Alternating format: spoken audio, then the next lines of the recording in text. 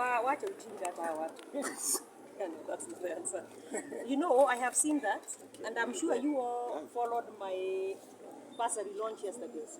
Now, if you did, you saw I actually said we do not want any maandamano in Nakuru County. And the reason I'm very clear on that, I have always said if you look for a true Democrat in this country, I'll probably be number 1 or 2. So I believe in the right of people to be able to picket and all that. However, we have all lived in this country for the last 3 weeks or so. And we have seen the kind of maandamanos they've been having are not the true peaceful maandamanos that the Constitution envisages. Yeah? So that means that what they are doing is not protected picketing. Yeah? Because they are doing it violently, carrying stones and weapons and all that kind of stuff. And when we talk about in the Constitution the right to picket and do all that, you must be unarmed. And you cannot also infringe the rights of others by destroying property, by making people, perhaps I have a little shop in the town and I want to come and open my shop, but by virtue of your violent maandamanos, you make me stay away because I'm scared that you will break into my shop. So what is happening then is that you are infringing on the rights of other people. And I am very clear in my head. Your rights stop where mine begin. So where yours now become violent, that is where you lose those protected rights. So in Nakuru, I'm very clear, there is no need and we do not need those maandamanos. If truly they want to talk about the cost of living, I am sure they have other avenues like parliament where their MPs are and can ventilate on that, be they members of parliament, in the National Assembly or in the Senate. They actually have 47 county assemblies across this country where they can also bring those agendas. So for me, I don't believe that the reason they want to do these maandamanos is due to the cost of living. What it is you have a person who loses elections cycle after cycle every 5 years, and every time you have specialized in political bad manners, that every time you must hold the country hostage so that you find your way through the back door to get a piece of the cake.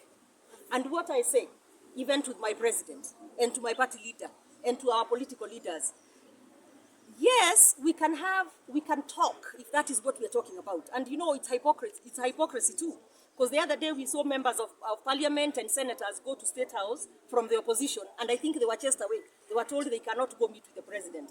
So when you talk to us about we want to talk, that's the kind of conversation, yes, I think we should have. How do we make things better? We know across the world the cost of living has gone up. And this really is contributed by the wars we see in Ukraine and Russia and other factors.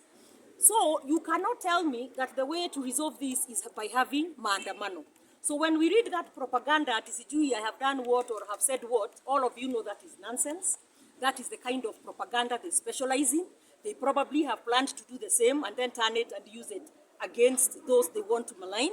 But I can tell you, I am a peace-loving Kenyan, a believer in property rights, and a person who does not believe that any violence can help us achieve anything. So for one, I stand here very clear in black and white saying their maandamanos are illegal because they are not protected maandamanos due to the violence. We should not have any maandamano in Nakuru town, and all the properties of everybody, be they small people or big people or everybody, should be protected, and lives too. And that is it. A follow-up on that, how has Nakuru been affected by the demos that we're experiencing in Nairobi? Because transport is paralyzed, so maybe you can paint for us a picture in terms of transport and business and also tourism. So are you saying transport is paralyzed in Nakuru? No, in terms of people cannot go to Nairobi because of Sure. So that is why you hear, as much as, you know, sometimes they say, it may not be affecting me right now necessarily, but eventually it's just a matter of time. Because there may be a business person here who sells some merchandise in a shop in town, who goes for it perhaps in Gekomba, and now because of what is happening, they are not able to get into a vehicle and go pick up that.